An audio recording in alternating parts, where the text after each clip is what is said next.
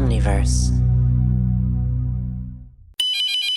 Hey, this is Kat. And Jess. You know, Mother She Wrote is free to listen to, but it's not free to make. So please, consider supporting our work on Patreon or supporting Cast. You'll get early, ad-free episodes of this show and a whole lot more. Head to mothershewrote.earth/support to join our community of world-saving wonderkind.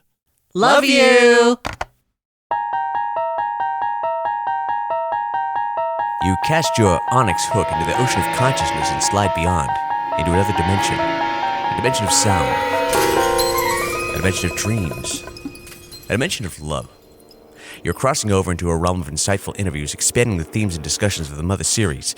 You've just been transported through a dimensional slip. Welcome to Dimensional Slip, intermittent interludes in Mother She Wrote's journey where we speak with guests from a multitude of backgrounds and further explore the themes, media, and fandom that make up the tapestry of the EarthBound experience. I'm Jessica Mudd. And I'm Kat Blackard. Your jovial jet-lagged journalist just back from a surprise second trip to Japan. But more on that in a moment. In the meantime, assemble your artistic implements because in this episode, we're making like Michelangelo. The Ninja Turtle? Normally, yes, but in this case, the Italian Renaissance artist. Oh, well, are we at least going to talk about pizza? Briefly. Okay. In this dimensional slip, we're discussing a visual aspect of the Mother series that we've only briefly discussed on the show so far. Sculpture. Sculpture, huh? Octopuses or pencils? Let's not get ahead of ourselves. What is Mother's visual identity? Well, a visual identity would be the images or kinds of images that generally come to people's minds when they're thinking about something. For example, when you think Star Wars, you might see in your mind's eye a swooshy yellow logo on a black background, or your brain might conjure up a ship, character, or landscape that has a certain Star Wars look, curated by how they style costumes and sets. Yes. So, when it comes to the visual identity of the Mother series, there's three key overarching elements. The first thing I think of are the visuals of the games, simple but highly characterized sprites. And if we're thinking about Mother 2 and 3, you definitely add surreal images and bright colors to that description. Yeah. The second major piece of Mother's visual identity is the graphic design of the packaging. This is really most significant in Japan, where boxes and carts for the Mother trilogy are very easy to spot in a lineup. Like, the boxes across the whole series are all red with a very stark and prominent Mother logo. But the other piece of the Mother visual identity, and the thing that we're talking about today, are the game's clay figures. You know, those handmade statues of the characters and enemies from Mother 1 and 2. Photographs of these models were used throughout official guidebooks, instruction booklets, and in promotional art. And these clay figures have been the basis for basically any and all 3D interpretations of the characters, from Smash Brothers to fan games. Yep. These clay figures are such an important piece of the Mother puzzle that we're giving them their own episode. In this dimensional slip, we're exploring the history and influence of Mother's clay models created by sculptor Masao Tottori. And joining us for this discussion are two artists from very different generations of the Mother fandom, both of them united in how the clay figurines of Mother inspired their own artistry. We're speaking with Camille Young, a.k.a. Meeellla, a first-generation EarthBound fan and one of the members of the Starman.net community whose story is chronicled in the documentary EarthBound USA. She's an accomplished 3D multimedia artist. You may have seen her incredible Zelda miniature scenes auctioned as part of the Speed Gamers charity events, and her work is featured throughout Fangamer's EarthBound and Mother 3 handbooks. Yeah, and there were no official clay figures made for Mother 3, so if you've ever seen clay figures for the characters in that game, those are probably Camille's. We're also speaking with Justyn, aka Cosmix, an EarthBound fan from the Wii U generation, whose 3D printed models of character redesigns have taken the fandom by storm. His redesigns of Ninten, Anna, Lloyd, and Teddy are amazing, and he's done models of virtually all the enemies from the first game.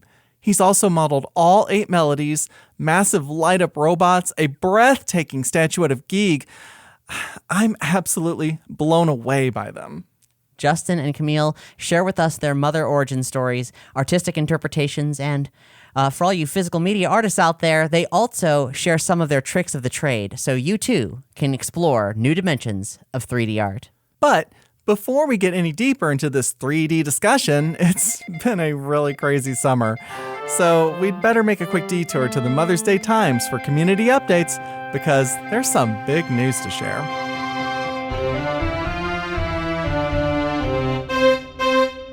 If you've been wondering why exactly it's taken us so long to get out new episodes of Mother, She Wrote lately, it's because life threw us an exciting detour this summer.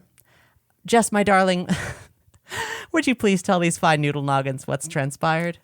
We interviewed Shigesato Itoi! Yeah, we interviewed Shigesato Itoi. Quite frankly, I'm still in shock. But that's not all. What else, Jess? And we also interviewed Keiichi Suzuki. Yeah.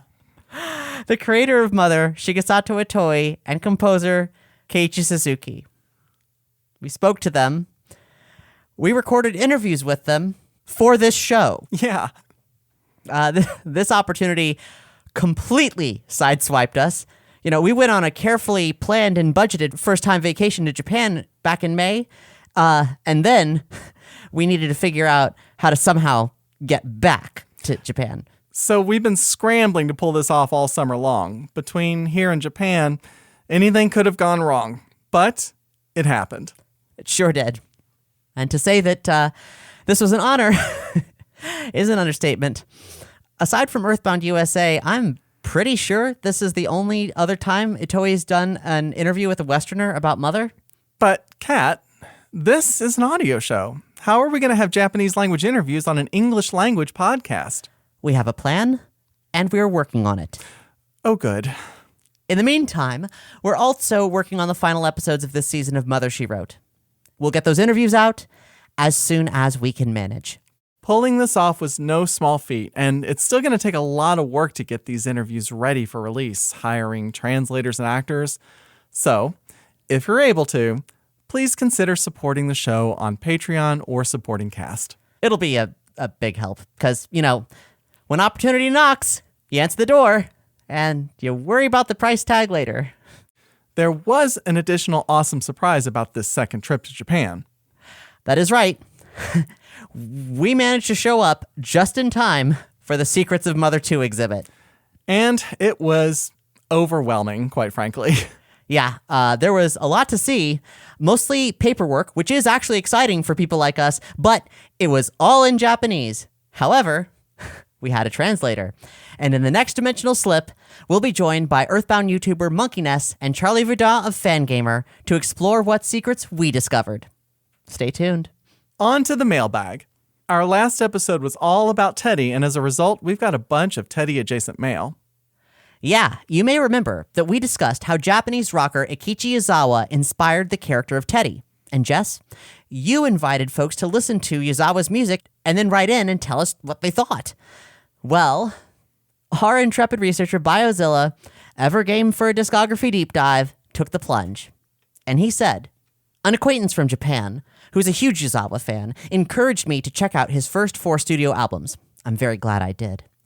Ichan, as his fans call him, has a voice that stirs the very core of one's heart. He can play the buttery smooth crooner, and he can belt out high-flying anthems, both approaches pulling listeners to his wavelength. He's a singer who can vividly paint whole towns with just a few words, even if I needed to look up a translation. His bass work is nothing to sneeze at either. I Love You, Okay is one of the most impressive debut albums I've ever heard. It's a must-listen for lovers of 50s-style R&B and doo-wop, and boasts an American horn section I dare liken to that of a Randy Newman record. On the following album, A Day, Yazawa adopts a bolder, harder rock direction and a more pronounced soul influence, as heard on the explosive track Traveling Bus, the namesake of the Runaway Fives bus in EarthBound. His third album, Open Your Heart, is a giant step forward. The guitar solos are more elaborate, the instrumentations are more varied from synths to accordions. It's a marriage of gorgeous 70s soft rock and a suaver, glossier doo-wop, officiated by the British invasion, but in a smoky bar instead of a church. If that sounds amazing, his fourth album, Gold Rush, is even better, the culmination of the direction he was heading in. With energizing guitar riffs and some tasteful smatterings of disco, you'll want to step out on the dance floor. If you've got an open mind and a taste for mid-century music, getting into Yazawa's no trouble at all. I mean, hey, if Teddy could do it. Wow, thanks, Bio. I feel like I just hopped on the traveling bus. But that's not all, Jess. Dig this. What's this? BioZilla explored entries on Japanese Wikipedia and found this critically important cultural nugget about Yazawa's first band, Carol, that ties into the style of Teddy and his gang. The greaser look was long over, passé, but then Carol emerged. Their throwback aesthetic was groundbreaking. Up until then, the pompadour hairstyle was considered the height of uncool, but when Carol took the stage on live TV, this unknown amateur band with their pompadours, leather jackets, and motorcycles established a definitive rock and roll delinquent image that took Japan's youth by storm. So there it is. The Japanese rock and roller aesthetic that inspired the character of Teddy wouldn't even exist without Yazawa. Yep, he's clearly got a huge cultural influence, which makes me wonder what else we might need to know about him. Well, BioZilla mentioned that acquaintance from Japan. It turns out we've got a letter from that very acquaintance. His name is Akun, and he wrote in to give us the skinny on Yazawa. Dear Mother, she wrote, Yazawa is Japan's most successful rock star and has a huge, passionate fan base. Many of these fans run bars, do bodywork on cars, home repair, run retail stores, you name it. They're self-employed and will take the date and time off whenever there's an Akechi Yazawa concert. They're not blue-collar per se, rather they're their own bosses. They make their own rules, but when it comes to Yazawa, they follow his rules. He's very strict about the etiquette of his fans. While the majority of Japan does not adhere to any particular religion, his fans are adherents of Akechi Yazawanism, piously following his teachings and walking down the steady rock and roll road. They've got a sense of righteousness, humanity, and care deeply about their friends. Because of their passionate personalities, they sometimes make poor decisions, but they never forget to discipline themselves. Even if they get into a fight with someone giving them trouble, it's like they're communicating with their fists, so they make up and compliment each other afterwards, just like Teddy. When Mother came out, many rock fans were still delinquents, and there was a lot of trouble going on at live houses. However, as they've aged, Yazawa fans have taken care not to scare off the younger rock fans. In the 2000s, many timid young men looking like Weezer's Blue album started showing up at these same live houses. Yazawa fans were welcoming to these young men, asking them, "Isn't rock music great? Would you like to get a drink?" One of those timid young men taken in by Yazawa fans at that time was me. It's the mingling of Lloyd and Teddy. Every time I interact with a Yazawa fan, I reminisce about my memories of Mother One. Wow, that's so cool. Thank you so much for writing in, Akun. Getting firsthand perspectives like this means so much. Yeah, and speaking of firsthand perspectives, Jess and I actually went to a live house when we were in Japan. Sure did. It was awesome. We went to a punk show in Osaka, this really cool tiny basement venue with bright green walls, and everyone there was super nice. The punk rockers seemed to really appreciate our thrashing with them, while the rest of the Japanese audience stood around politely. Yeah. One final Teddy-related message. Jay wrote in to let us know that our video trailer for the Teddy episode was a highlight of the recent Mother Direct. Heck yes. Thank you, Jay. We put a lot of love into filming that trailer, so I'm really glad you dig it. They say, I've been a casual fan of the Mother series for a while now, but Mother, She Wrote has really opened up the world of the original Mother for me, as well as reawakened my passion for the entire series. This is the first audio drama I've gotten completely invested in. Thank you for opening that world for me. Jay, thank you so much. That means a whole lot. Yeah, that's amazing. And if you're looking for further audio dramas to explore, well, both Jess and I are cast members on the sci-fi series Midnight Burger, and if you like any of the other voice actors on Mother, She Wrote, follow them over to the amazing series that they're a part of. Before we wrap up, thanks to Drew Bruno for writing in, and to the Adrofessor, Caitlin, and Kawakula for leaving such kind comments on Spotify. We really appreciate it. But for now, we'll see you next time. Please welcome to the show, Justyn, a.k.a. Cosmix, and Camille Young, a.k.a. Meeellla. Hello, my name is Justyn. My online alias is cosmix.art. I am a 3D modeler / sculptor. Also a huge fan of Mother for about 5 years now. Hello, I'm Camille. I'm also known as Meeellla online, and I've been a sculptor making figures or jewelry or all kinds of things, mostly on a small scale since I was about 5 years old when I discovered polymer clay. Folks, the first thing that we always do when we kick off Dimensional Slip episodes, we ask the most important question possible. Most important. what is your favorite pizza topping? Or toppings. Or toppings. Don't limit yourself What's your to favorite one. pizza? Full stop. Oh, well, that's quite the question. My favorite toppings are pepperoni, get a little bit of sausage, black olives. No pineapple, though. You do not mix pineapple with pizza, in my opinion. That's a bold statement. I like vegan cheese with some jalapenos and artichoke hearts and green olives and mushrooms. That is actually, I think, so far, my favorite collection of pizza toppings that anyone has ever said. I was going to say, Oh, you're well, speaking thank to you. Kat's heart.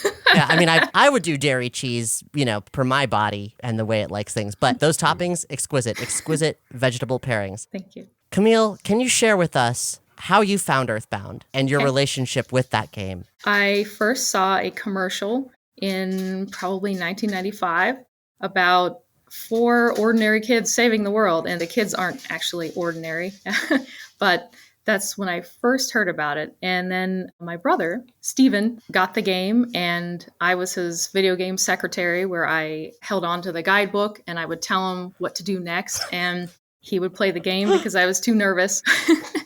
And so we played through the whole game like that. And of course, I was captivated by all the clay models. And I was already a sculptor, but I never really done a lot of models, especially models based on 2D pixel sprites. So I decided to try it. And that's kind of how I got started really loving EarthBound. And I love the story. And I met my husband because of the game, because my brother and I found the fan website, which would eventually be named starman.net. I would submit some art to that site, and then I would go every day to check on it, because that was the first time that my art had ever been posted online. It wasn't so easy back then. No, it was not. Yeah. So I made so many friends, and of course met my husband, all because of the game. So it's been a life-changing game for me. It's funny how often we hear that. Something similar along those lines. Yeah, Maybe it's just the company that we keep. I don't it know. might be the company we keep, but then also there's just not a lot of pieces of media that are as emotionally charged and invite people to have such a personal connection with it. Playing a video game is not a passive activity. It's a lot more emotionally involved than seeing a film, watching a television show, especially when it's so impactful to a young mind and you just have to talk about it, but nobody else knows what you're talking about. Exactly. And your name, your player's name shows up in there too. It makes it even more emotional. Yeah. How about you, Very Justyn? true. What was your first experience with EarthBound or the Mother series at large? It was back in 2009, 2010. It's when I first got the Wii, and it came with Smash Brothers. And so I think with most people, they got their first taste of EarthBound through NES in Smash Brothers. So the same can be said for me. It's like, who is this kid with the PSI energy and all that stuff? And so I kind of looked into it more. Like I didn't know what it was. Back then, like I was just getting into Nintendo. I was still a young mind then. But then a few years later, when the Wii U first came out, when they put EarthBound on the virtual console, that was the first time I played the game in full. And, it was just nothing short of amazing. I spent the entire summer just grinding the game. I just got addicted to it. And it's like, man, I wish I found out about this sooner. EarthBound has just been a part of my life ever since then, and it transformed me, really. And I can't thank the game enough for that. That's so cool. And Justyn, hearing that EarthBound being on the Wii U, that's what facilitated you playing the game, that warms my heart, because I was a part of the Starman community as a lurker, all the way back in the earthbound.net days. Every fan petition, every call-in, every single thing, I was doing my part to make Nintendo care enough to put aside whatever reasons they had for not making that game available. It coming out on the Wii U, that was enormous. That was such a long, hard-fought moment for any kind of recognition, any kind of availability. Right. That's super neat. Justyn, I'm kind of curious. You said that you were just starting to get into Nintendo in the early 2010s. Was EarthBound your first RPG? Technically, kind of. I guess my first RPG was, I think, with Pokemon Pearl on the DS. I didn't know what it was back then, but yeah, I guess that is technically my first RPG. But I guess a fun fact, I was scared of going into anything with the RPG genre. I felt like it was so expansive that you could get lost and I wouldn't know what to do. I kind of put off a lot of games in the RPG genre before I got into EarthBound. Okay, before we get much further into the interview, now's a good time to give a history of the clay figures of Mother. Yes, the clay figures. First off, there's something we should clear up. For ages and ages, fans assumed that Mother 1 and 2's models were made of clay. And that's true. They are made of clay. However, for a hot minute in recent memory, the English-speaking fandom was ablaze with new info that the models weren't clay, but were in fact papier-mâché. All due to an unfortunate mistranslation. In the Mother Encyclopedia, there's a short bio on model maker Masao Tottori. It's the most info that we've ever seen about him, and like everything else in the encyclopedia, us English speakers only know what it says thanks to the translation work of the truly wonderful Kenisu. Heart emoji. But unfortunately, there was a snag. When Kenisu first translated Tottori's bio, an unexpected word was in the mix, and he got tripped up and published that the figures were made of papier-mâché. At the time of this interview, that was the information that we were going on, so I mentioned it to the experts. For a long time, everybody thought these were clay models, but apparently they're papier-mâché, which blows my mind. Wow. Yeah, I didn't know that. I thought they were clay my whole life. Some of them almost look like they're made of cast resin. Right. Just because of the transparent quality that they have. So maybe there's a combination there of different materials. Right. Like some of them have to be mixed media. I'm wondering if they could be made out of paper clay. Maybe it's a translation thing.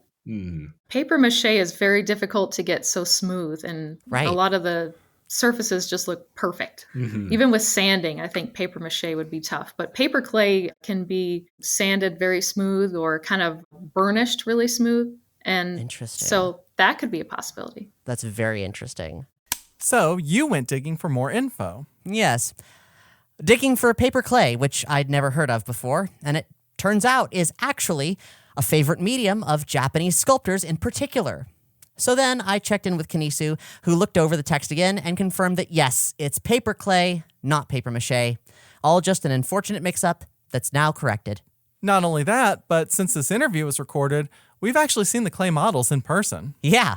A whole bunch of Tottori's clay figures from Mother 2 were on display at the Secrets of Mother 2 exhibit. I grew up seeing photos of these things, and now I've seen them with my own eyes. That's nuts. Yeah, they had a couple of them in different places in the exhibit, but there was one place in particular where they had a display case that had, maybe like 10 or so of them all lined up in a row. And I think what really jumped out to me was just how detailed these little figurines were and how well preserved they were. Yeah, they're about like 5 inches tall on average or so. And gosh, they are so intricate. And most of them are in pretty good shape. Like things like Dr. Andinet's glasses, Lloyd's glasses, those were like kind of breaking at the seams, like the glass frames. But like the rest of them, I mean, good grief. Like such precision painting, such precision sculpting, and so smooth. And vibrant colors, too. Yeah, they're just absolutely beautiful to behold. And as for the history of Tottori and the figures, we don't know much about them. So here's what we do know. At the Secrets of Mother 2 exhibit, we learned that the figures were created as official pieces of art to prevent the characters from being illustrated in game magazines and strategy guides without permission. So basically, if something was official, it would have the official photographs of the clay figures and not something hand-drawn. Tottori's bio in the Mother Encyclopedia reads, creating a solid 3-dimensional figure from one of Shinbou Minami's character drawings without any advice is not as easy as you'd think. Tottori spent some 10 months pouring his sweat and tears into these figures, all by himself. After all, he was a child genius at age 3 when he was already making figures of Godzilla. At age 3? Wow, impressive. Yeah, so the legend tells. And instead of a picture of Tottori in the encyclopedia, there's just a picture of his figure for good old Farmer Wally. You know how much we love him. It says, if you're wondering why we're using this figure instead of a portrait photo for Tottori, it's because the man himself is shy. But it's pretty accurate according to him. So, with the first game, it sounds like that character designer Shinbou Minami illustrated the characters, and those illustrations are what the game's sprites and Tottori's figures were both based off of. But Mother 2 had a different character designer, Koichi Uyama, and he had a different process. He designed the characters and enemy sprites first. Then Uyama made sketches of the characters based on the sprites for Tottori to use as reference for his figures. And some of those character sketches were on display alongside Tottori's figures at the Secrets of Mother 2 exhibit. But we'll talk more about all we saw at the exhibit next time. Let's talk more about the art style of Mother overall. EarthBound especially looks really different from pretty much anything else that came out around that time. Yeah, I mean, so much so that, everybody in the gaming industry, for the most part, did not understand what they were trying to do and criticized it heavily. So I'm really curious, Camille and Justyn, was there something about the art style of that game in particular that spoke to you? Like, would you have gotten interested in making 3D models for any other game, or was there something about that specifically? That's a very powerful thing to see something and think, I want to play with that. I want to experiment. And even to take it one step further and to go into the 3D route, which, quite frankly, I'm sure there are others who have done it, but I can't think of any two artists other than yourselves who have specifically latched on to this one very important component of the Mother visual language. Well, the characters are very simple just in their design. They just have, two eyes and a little mouth, and it's easy to take that and kind of translate it in a way that is specific to your own style, I think, which makes the characters more approachable if you want to make them yourself. You mentioned being Steven's video game secretary, though I would say navigator.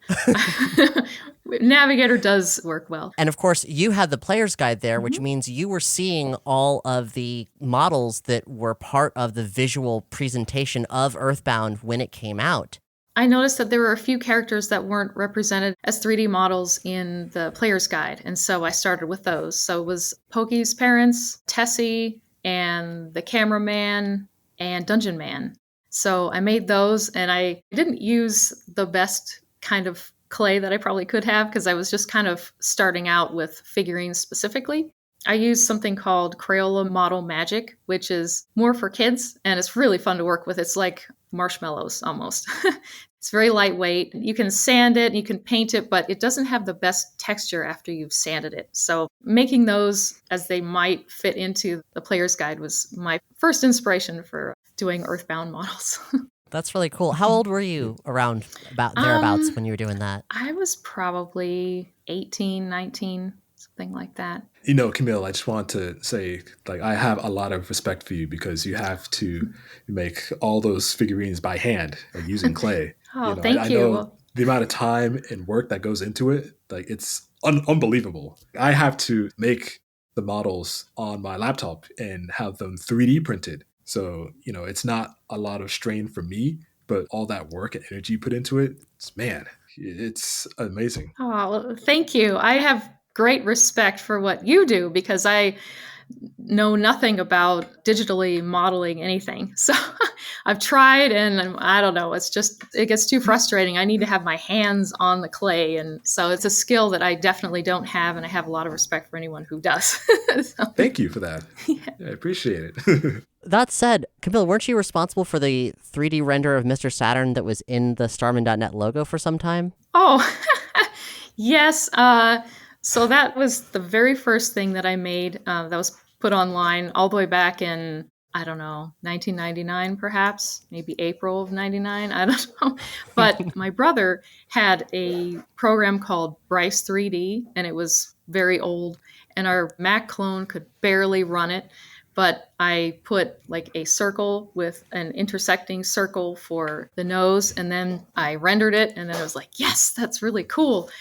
And then I did the rest in Photoshop, which was it was all very rudimentary. I look back at it like, but that was my first attempt at some 3D art, and it did not go well. It was half Photoshop.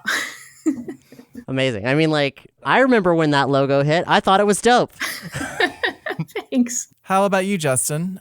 What drew you to the art style of the games? The art style did really stick out. It wasn't anything that I've seen before. It was very stylistic. I just kind of wondered throughout when I was playing the games, what would these characters look like in 3D?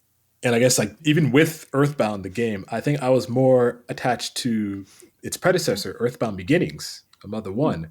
That game was ultimately the main reason why I started to get into the 3D modeling. I want to see these characters like Ninten, Lloyd, Anna, Teddy, see what they would look like remade into a modern game.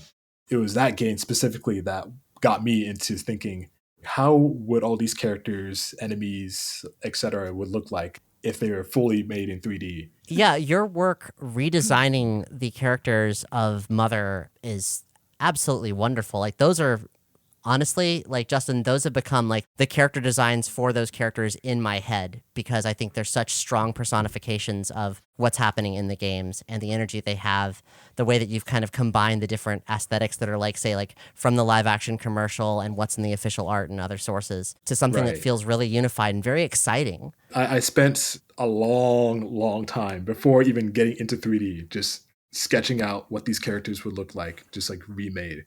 The amount of time I spent specifically on Anna, just seeing how she would look. Because I think a lot of people kind of know this, but a lot of the characters from Mother 1 look very similar to the characters in Mother 2, Earthbound. You know, Right. They're very similar in design, and I understand that, but I want to try to give them more individuality. So having just a little bit more detail and kind of separate them from their Mother 2 counterpart, have them be their own characters. Yeah. And I think that was the biggest time commitment for me, just trying to distinguish themselves. For sure. Yeah. And not only that, but there's just not a lot of merchandise. You got all your Mario, your Zeldas, your Pokemon merchandise. So like that's why I got the idea. Why don't I try to make up some models and see how they look? Yeah. Like if you want to have your own, because I know they do sell official Earthbound Mother figurines, but it's just a nightmare to find one for yourself. And it's like, man, if only there was a way you could get some sort of merchandise without having to break your bank. If only. What are they to do, Justyn? I don't know. I guess you just gotta try to take it into your own hands and just make them, just so you can have something more accessible. Well, take it in your own hands. Why, that's the Earthbound fandom's model. Yeah, exactly. Literally, yeah. You know, I guess that I kind of got inspiration out of that. Camille, long ago, you yourself produced some figures through Starman.net. I think there was a Fun Fest contest or Fan Fest. I'm not sure which one it was called at the time on Starman.net. So I made the prizes, and they were little Starman DX figures that were made out of resin. Oh. And at the time, I was going to school for a fine art degree. And so I had just learned how to mold and cast things. And so I found a particular kind of resin called Alumilite, which it worked at the time for something very small, but it cures in seconds. So it's very difficult to work with. I'd have like half a Starman and they would just cure really fast. So I moved on to other resin products later that worked a lot better. Probably fast forward about 6 years, Reed was thinking of doing the Mother 3 handbook. That's Reed Young, the co-founder of Starman.net, co-founder and CEO of Fangamer, and Camille's husband. Clyde at the time was working on the translation, and so we thought, yes, we need a player's guide for this game. It'll be a lot like EarthBound with the 3D models. I was so excited to maybe contribute something to that, and of course, I didn't have the time to make every single model in the game for Mother 3, so I just focused on making the bosses and also just the main characters and a few other little things that were found in the game. And then we photographed them, and my brother helped Photoshop them out of the backgrounds, and then we put them into the book. They're also on the landing page for downloading the fan translation. Oh, yes, I think they probably are, yeah. When that player's guide came out, it was so wonderful to have that visual through line from the prior player's guide to that point. Your figurines for the player's guide are wonderful. Thank you. I mean, you undersell how many you made. You made quite a few, and they're gorgeous. Thank you. Somewhere in the game, you can turn the sprites backwards. You can see the backs of them. So somebody got all of the sprites for me so that I could see the front and the back. And so I could kind of stitch those together in my mind and just kind of put them together as figures. The most difficult one was probably it looks like a pig with a little brain on top. The natural killing cyborg? Yes, that's it. That one and the one with all the musical horns coming out of it. Those were the ones that were the most difficult to translate from the 2D sprites into 3D, especially in the round, because making the horns come out or making it so that it's round or if there's a concave area, it's difficult to tell sometimes. Yeah, that's a very complex geometry to interpret. And also, like, the challenge of getting them to not fall apart under the weight of gravity, I imagine, was pretty rough. Yeah. With a lot of pixel games, there's a lot of interpretation that you have to do. You got to make some artistic liberties, especially with a lot of characters from Mother 1, because they never really had any official 3D renders. So there's a lot of things that you have to interpret. Like, for example, Queen Mary, she doesn't really have any official 3D models. So you got to do like a lot of artistic liberties and whatnot. And so it's like, it's a fun process for sure, where it can be a little frustrating, where there's nothing to, I guess, guide you outside of like a few pixels. It's like a fine balance. And the sprite for Queen Mary is like, I mean, it's the same size as the kids in it, but yet every time that I see her sort of interpreted in other mediums, she's always like very tall and regal and grand and everything. And like the sprite in the game does not do her justice. Clearly, people are interpreting that character in a much more grand scale. Well, yeah, and there's the information that's in the encyclopedia describing what it's like to meet her, and like, so you can get more than what they give you in that sense. But yeah, there are no visual representations of Queen Mary outside of unofficial strategy guides. Another inspiration for me that got into a lot of the 3D modeling was a YouTuber called Curomatic. They made all these amazing 3D Smash models, and so they went and did a full Mother 3 modeling. So they made a lot of characters from Mother 3 specifically. I was watching their videos and they showcased their entire process, like how they make their models. One of the people talking about was having to interpret a lot because of the pixels, and there's not a lot to go on, so they have to do a lot of guesswork with it. And that's kind of where I got that idea, where it's like, maybe you can have some fun with it. It doesn't have to be perfect always. There's some things that you can kind of skirt around with. Yeah. It's kind of like your own work. It's not going to be the same as if there ever was an official 3D model of, say, like Kumatora. There's always going to be some personal design choices. Yeah.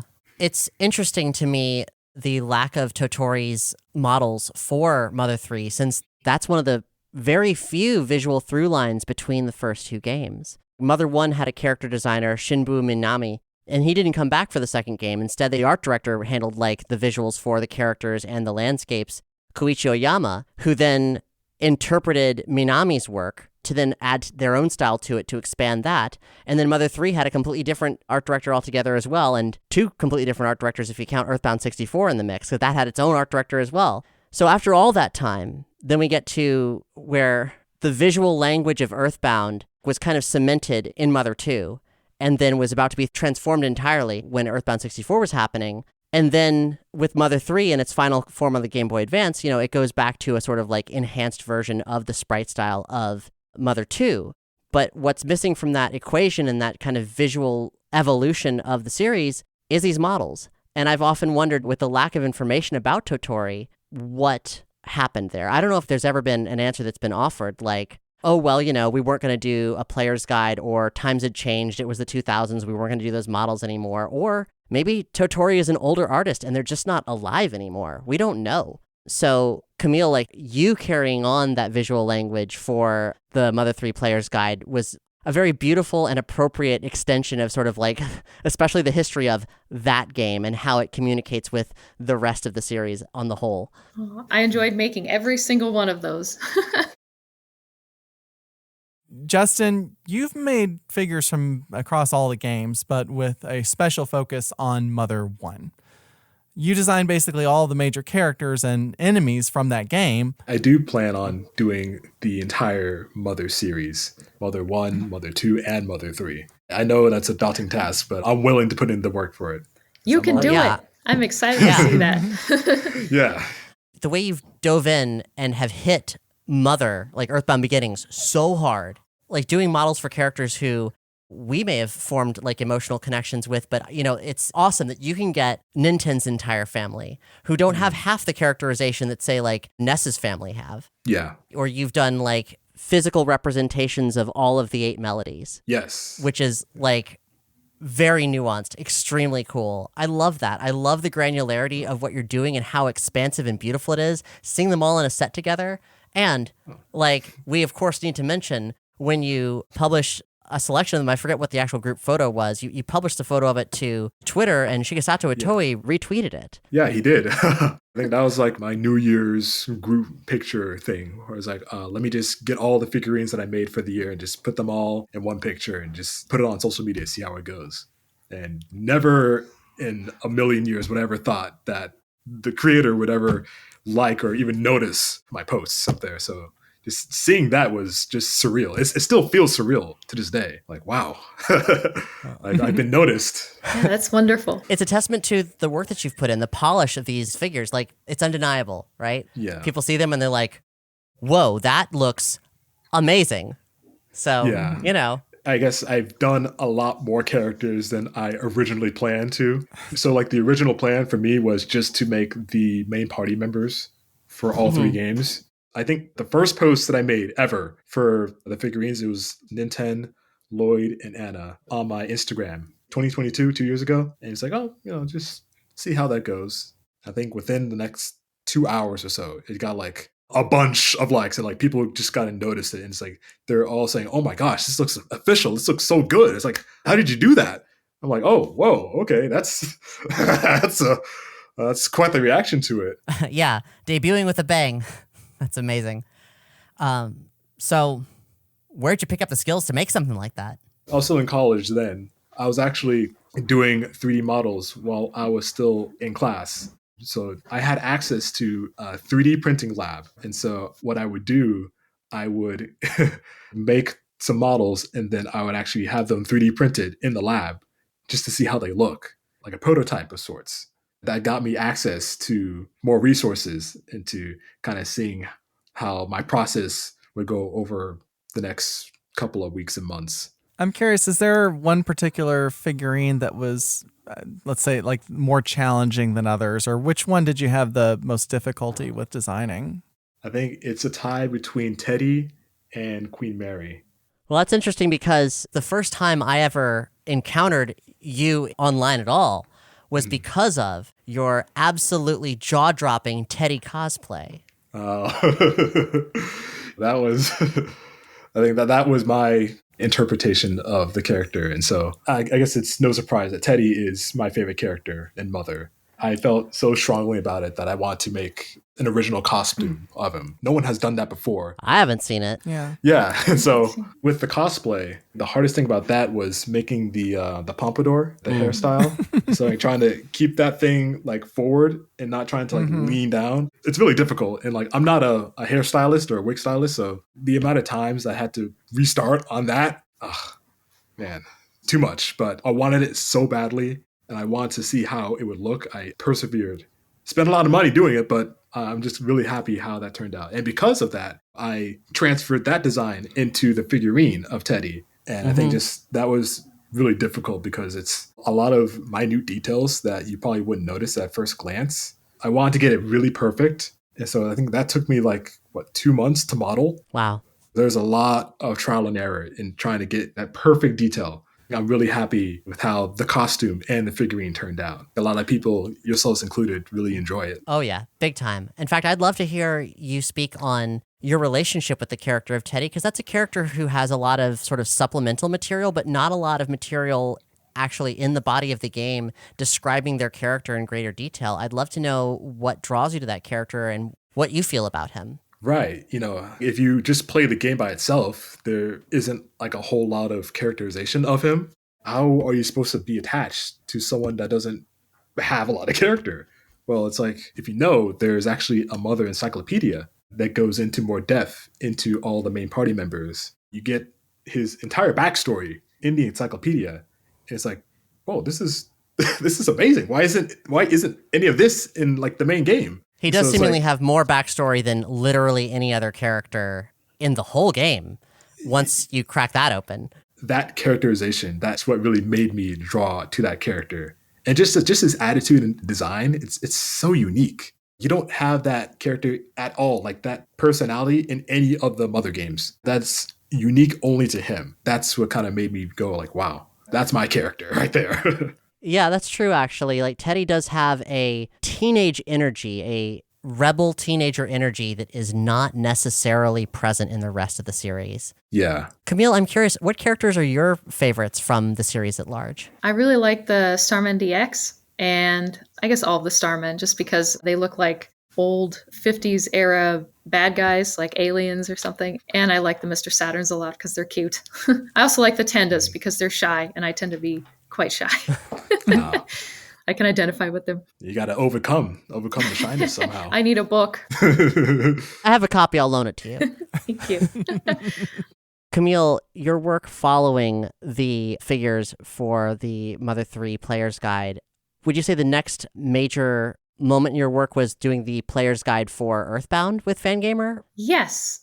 I had to take a break in there because I had my first kid. So I usually have about 2 years or so after a kid is born that I can actually start doing some art again because I'm a stay-at-home mom. So they have to be old enough to not get into all of my clay and tools and things, and also not have to have constant supervision all the time. Like they can be in the same room and everything without me having to hover over them and make sure they don't hurt themselves or something. So I did take a good break in there, and then I got back to making, they were sort of like dioramas for the different Your Sanctuary locations.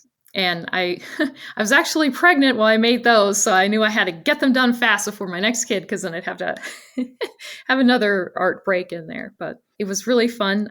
You only see the Your Sanctuary locations from one perspective, pretty much. Right. So I had to kind of figure out how to translate that into the different mountains and valleys that were in each of the locations.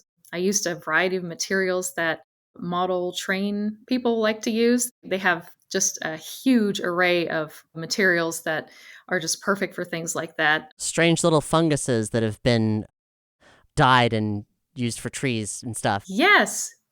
And sheets of kind of a paper that in the center is like a paper sandwich with crisscross wires so that you can bend the paper and it'll stay just where it's supposed to be, and with a lot of strength. So I use that to make a lot of the mountains and things in the Milky Well area and the Lilliput Steps. Lots of little tactile things. I love working with little tiny things. Some of those dioramas are just absolutely stunning. I think my favorite one is the one that has all the pink clouds in Dalam. Oh yeah, the pink cloud. It is just beautiful. I don't even know how you did that. It was just Thank you. Like everything just pops so much. It's Thanks. wonderful. The cloud is felted wool. I bought a little felting tool, and I just got a bunch of different colors of wool. I think I got pink, red, white, and a little bit of blue, and just kind of put those all in there, and it was very fun to make. Oh, that's so cool. You get to use different materials. Oh yeah, I feel like there's a huge advantage to using digitally made 3D models because you can change them more easily, you can alter them, but you also don't get the tactile experience of putting it all together, and I just love working with my hands. But also you can choose different materials depending on what you need it to do. So if you need something that's really thin and strong, or even transparent or translucent, you can use a specific kind of clay or a certain kind of material to do that with. And that way, it's one of the very few, I think, advantages that traditional media might have over digital, is just kind of figuring out what material you need to use to get it to do what you need it to do. If you haven't seen Camille's work on the EarthBound handbook, wow, because it is a very different thing from the Mother 3 Player's Guide. Like, the clay models and the style it transposes from the clay models used in Mother 1 and Mother 2, they're all very smooth and so forth. But the way that Camille, her style evolved, or at least what you chose to do for the EarthBound guide, it is highly textured. I mean, you just want to touch these photos, in this case, of the giant step. I've seen giant step in person. The grass is so fuzzy. You just want to touch it. You want to be there. And everything that you've done to visualize those 2D landscapes in 3 dimensions is amazing. And also, these things are huge. At least the ones I saw were massive sculptures. Oh, wow. I want to see a model train set now going through all the different Your Sanctuary locations. Well, the Paradise Line? Yes. Yeah. Hey. Let's take a tour. Just Hey, I'd be down for that. Oh my gosh. Get a little tour going on. The dioramas had to be extra large because most of them are made out of foam core. And then I made a teeny tiny nest, and he has a needle sticking out of his foot so that I could just stick him in wherever I needed to be on all the dioramas. And then someone would take a photo of it and then put it in the book. The photo man. He dropped down Oh, and yeah. did instant memories. Yeah. I think it's really cool that you get to work with all these different types of textures and whatnot. And I know there's a huge advantage of working in a physical medium. It's very messy. I made a huge disastrous mess in my house just because the grass for Giant Step in particular, and I think Lilliput Steps, was this green fuzzy fabric. It was like a plush fabric, and the fabric was too long. So I had to get some, I think I used dog clippers or like a hair trimmer or something, and just kind of shave down all the grass. So it is very messy, but it was effective. Working with resin, specifically 3D printed resin, there's a lot of messiness that goes into that as well. Oh, yeah. Very cumbersome at some points. It's like Yes. once you have the print finished, you got to wash off all the excess resin. So you got to like put it into this little vat of like alcohol or water. You got to kind of wash off all the different resin bits. And then you got to take it off, remove any kind of supports. And you got to have to let it air dry for like 5 or 10 minutes. And so that's like a whole other process. And only then you have to cure it. So it's still kind of tacky on the surface. And so you got to take those parts and you got to put it in like a UV chamber. So essentially you're going to have to put some UV light on it because that's what makes the resin harden. And so you got to lay that in there for like 10, 20 minutes. And then once you do that, then it's safe to, touch with your hands. You have to wear gloves throughout that whole process. Yeah. For anyone who's listening who's not familiar with the various processes of making any kind of 3D art, I really hope they can take in how complicated and intensely messy it is. Working in mixed media is amazing, but there is no clean way to do it. No. There's always going to be some sort of messy part to it. You just have to hunker down and just try to get through it. And once you do get through it, the quality is absurd. You couldn't get that quality on any other type of machinery or technology or what have you. If you're willing to kind of put in the amount of work, then the results is going to be just amazing. I'd say both of your work speaks to that, most definitely. Camille, your most recent work that I've seen posted to your Instagram is an incredible feat of mixed media miniature sculpture.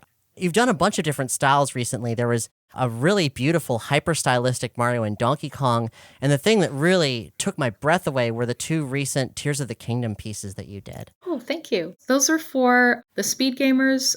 Every summer they do a big marathon to benefit St. Jude's. And so I try to make something for their auction. Those were all made for them, along with, in past years, it was the windfish and a large kind of shadow box of a bunch of different Zelda items. And they all have magnets on the back, so they kind of click into place in there. So those are extremely fun to make. I hope I get to make more sometime. But some of the paints that I got to use for the newest pieces, I got pigments from a website called solarcolordust.com. So they have all different kinds of iridescent pigments or glow-in-the-dark pigments for every different color. It's great. It's not just green. That's so rad. So it's just really fun, especially making the light dragon and making them really shimmery and colorful. And I tried to put as much detail as I could into them. So it was a lot of teeny work. Sometimes I really have to squint and just like use the teeniest brush I can to just put a little tiny pupil in there in the eye or put some little highlights on there. I know how that is. I am no stranger to going to all the fine details and just have to be super surgical with every procedure. Yes. It's like one wrong move and you're just gonna you got to wipe it off and do it again. Do you ever wear those like little jeweler's monocles to like? As I'm getting older, I'm probably going to need to. Yes. I think I have astigmatism, so it's like there's tooth of something and I have to go right in the middle and then that's Oh geez. Yeah. Oh. But I'm curious, Justyn, what kind of paints do you use? I use Vallejo paints. They're like these really good modeling paints and they go on really, really well. You can use it in paintbrush form or airbrush form. So like I use an airbrush for all the models I make, which is kind of why they look so clean. But it's also really good if you want to like hand paint anything. You just kind of get like just a little bit, because like a little goes a long, long way. Highly And I pigmented then. Yes. Oh, And great. it can be really viscous too Oh, when you want to put it through an airbrush. Each paint set that I have is like a different finish. The Vallejo have like a matte, flat kind of finish. I have a set of clear color. It's like color that you can kind of see the paint underneath. Like, for example, if I'm making a final Starman, I would have a gold spray paint as the base. And then I would have a Tamiya clear orange paint. They are a Japanese hobby paint company. They are, in my opinion, one of the best paints that I've ever used. I should also mention you should only use these paints in an airbrush. oh, okay. The results are spectacular. So like I would use the clear orange paint into my airbrush, and then I would spray it on the final Starman, and it'll have like a transparent orange color that's kind of using the gold paint underneath to have that clear, glossy, kind of shiny aesthetic finish. Oh, So nice. it looks like the final Starman from EarthBound, but in real life. I'll have to try that sometime. I also have another set of paints I use to make things that are more highlighted / like glossy. So those paints, they can only be used in the airbrush. It's more of like a top coat finisher. Oh, I use golden fluid acrylics, and I only apply them with a paintbrush. I don't have an airbrush. I should try it. It sounds really fun. You should, yes. Yeah. And then to make them either glossy or matte, I use different kinds of varnishes. So I use it's also made by Golden too. I just kind of paint them in the areas like eyes. I always make glossy usually, and then Okay. I coat the whole thing to just kind of protect the paints in either matte or glossy or satin. The biggest thing for me is just experimenting. It's like a lot of trial and error. I didn't really get into spray painting until like a year ago. So I would usually just kind of hand paint everything. But I was really obsessed with having that official clean paint look. Like I looked up videos on YouTube, like learning how to use an airbrush or learning how to get clean paint strokes. I was really, really obsessive with just being perfect. I think that's like a really bad habit I have still, just trying to make every single thing just perfect. Well, Justyn, I think you've really zeroed in on the current aesthetic that you're working with right now is something that lends itself to that degree of nuance and perfection that you're talking about. For example, like for a lot of different creators in any different medium, like perfect is the enemy of good. It can stop something from ever happening.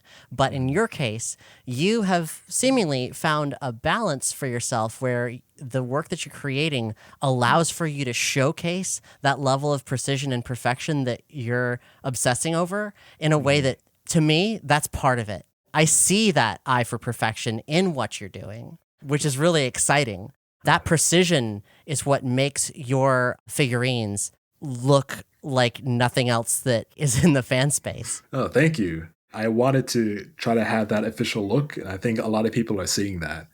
So I'm just hoping that I kind of continue to make that. And it's like I have a full Tupperware of just figurines that just failed. It's like I have things that just didn't print well, or I didn't like the paint, or it just broke for some reason. Like I have a full Tupperware of that. Turn it into a Katamari. Yeah, I have a box of those fails too. It's not gonna be perfect always. It might take you 3 tries, 5 tries, 10 tries, as long as it takes. Once you get that one good one, that one figurine that you just absolutely adore, that's the one. That's going to be the one that you'll be like, man, I did that. I can't believe it. And then that's the one that's going to get shared around. That's the one that's going to have people go, wow, that looks official and stuff. But I guess they don't know the amount of work that goes into it. And so I think it's good to kind of show people that, hey, it's not always perfect. It's not always going to be the best thing the first try around. So I think it's kind of good to have that perspective. I think it's always really fun to see the process too, just from start to finish. I always learn a lot from other artists who do that, to see kind of how they start, and do they start with a sketch, or do they just kind of start making something and see where it goes, or Do they make something and then keep working away at it until it becomes polished? It's neat to see those kinds of processes. Yeah, that's actually something I'd love to hear you both talk about. Like, Camille, when I was looking at the Tears of the Kingdom piece that involves like the magnetic Zonai device, the glider, that seems like a lot of conceptualization may have gone into that. And I'd love to know about like what it takes to bring one of those to life, how they start in your mind to where they're finished. And Justyn, the same goes for you in regards to aspects of your character design. Well, usually I'll get just a flash of what I want it to look like in my mind, and then I'll kind of refine it from there. Usually I talk to my husband, Reed, and we kind of go back and forth and say, well, this would be kind of cool to add to it. Yeah, how about this? I bet I could do it with this material, or how about have magnets and things? And then as I make it and I run up against some limitations of the material, either something isn't quite balanced and it's just kind of sagging to one side, or I need to put more of an armature inside, or the clay got burnt because the polymer clay that I use, it has to be cured in an oven. I use a toaster oven that's only clay goes in there. And then I kind of alter my design as I go to try to make it look as best as it can, even with the limitations. Sometimes it pushes the piece into a new direction that I am happier with than my initial plans for it. So it's kind of neat to kind of use the different materials that have different limitations. And it's important to kind of know the way a variety of different materials behaves. Some will sag in the oven and, you have to reshape it with a heat gun, or some will burn if you bake it too many times. Most of them you can bake a number of times before, anything bad happens to it. I use a lot of wire, like tie wire and foil inside of my pieces to make them lightweight and strong. But sometimes the arms or something can look way too long, or the pose isn't quite right. So I have to cut those all off and then redo it. And I usually keep chipping away at one piece until it looks kind of the way I want it to look. Rarely I have to start over again. I try not to do that because it's such a waste of material. And clay, depending on what kind of clay it is, it can be a little more pricey, but yeah, most of it, I try to use fillers inside if I'm working on a larger scale, so that I can just kind of make the outside part of it using the more expensive clay. And the inside part can be more like I've used foil and crumpled up paper and just all kinds of things just to fill it in. Interesting. I guess for me, though, there's always a process for everything.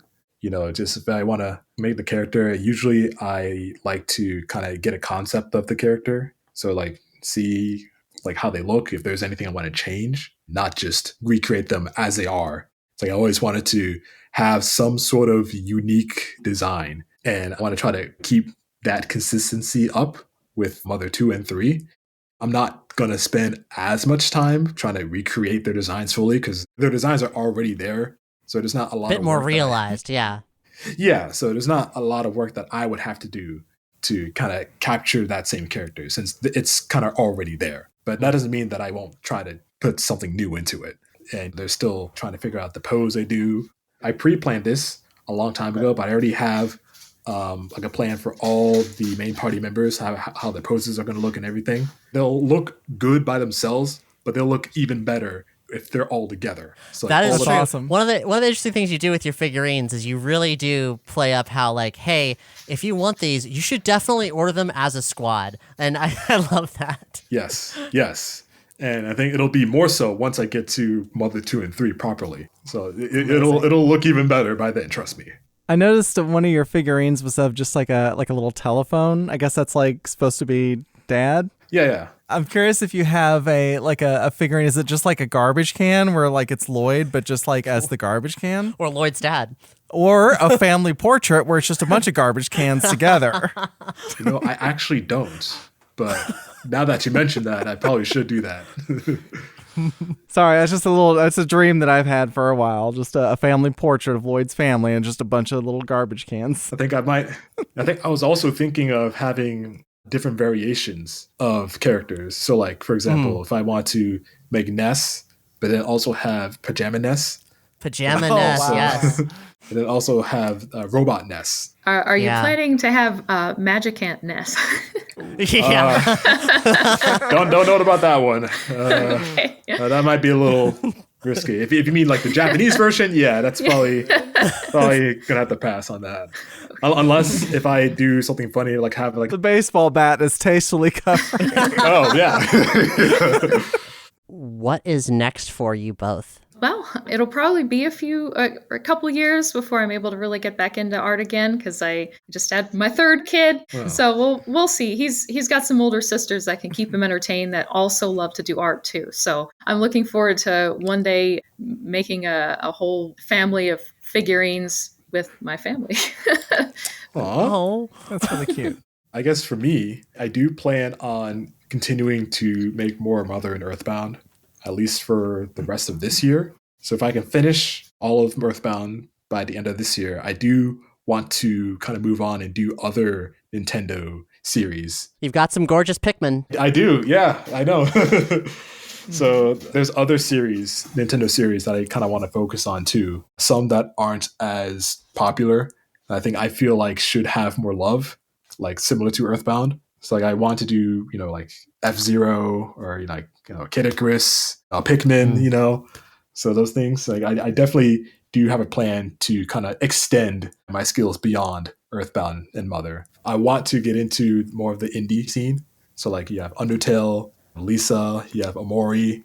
I do have an interest to see how those characters would look in figure form. I know Undertale does have official figurines on Fangamer. Yes. And I think those look good. Like, don't get me wrong. I like those. I'm just curious to see how I could do it, like in my own interpretation, so to speak. That's kind of a little out there for now. But, I do have some plan when I do get to that part. Yeah, little figures of the F-Zero racers would be pretty awesome. True. Yeah, that's a path that Hot Wheels has never gone down, but they sure should have. Yeah, I know. It's a shame, but who else is going to do it? Yeah, I'm doing it. I'm doing it because no one else will. You're the hero we deserve. Show me your moves. Oh yeah. So, Camille, where can folks find you online? They can find me online on Instagram at Meeellla Art, Meeella Art. And that's mostly where I post my newest sculptures. As for me, you can find me on Instagram, Twitter, Reddit, TikTok, YouTube, all under Cosmix, COSMIX.art.